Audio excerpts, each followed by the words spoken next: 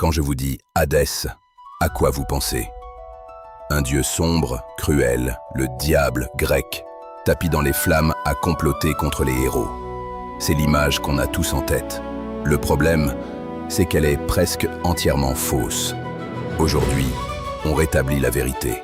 Tout commence après la titanomachie. Une fois Cronos vaincu, les trois frères se partagent le cosmos. Et contrairement à ce qu'on croit, Zeus ne distribue rien à sa guise. Dans l'Iliade, le monde est divisé par tirage au sort. Zeus tire le ciel, Poséidon la mer, et Hadès, les ténèbres. Il n'a pas choisi les enfers. Le hasard les lui a donnés. Hadès n'est pas le diable. Ce concept n'existe même pas dans la Grèce antique, et il n'est pas la mort. La mort en personne, c'est Thanatos. Hadès ne tue personne.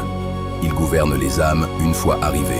Son nom signifie l'invisible, et son casque le rend littéralement invisible.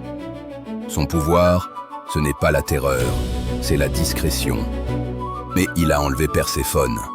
Oui. Sauf qu'avant d'agir, il a demandé sa main à son père, Zeus. Et Zeus a dit oui. Ce n'est pas un crime solitaire, c'est un mariage validé par le roi des dieux.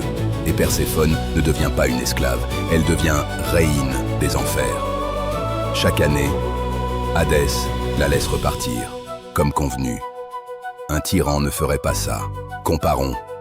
Zeus, des dizaines de tromperies. Poséidon, pareil.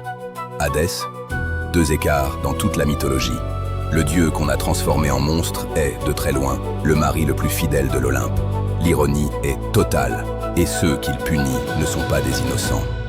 Sisyphe a enchaîné la mort. Tantale a tué son propre fils. Hadès n'est pas cruel, il est le garant de l'équilibre. Et il sait être clément.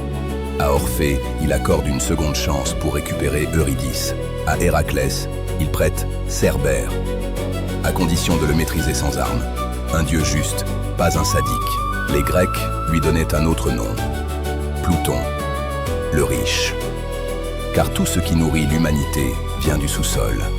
Les récoltes, les métaux, l'or. Son royaume n'est pas que la mort, c'est la source de toute richesse.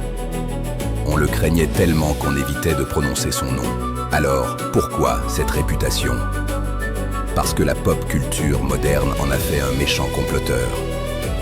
Mais Hadès n'a jamais été le mal. Il habite simplement l'endroit qui nous terrifie le plus, la mort.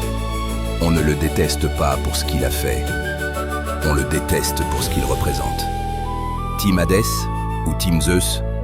Dites-le en commentaire.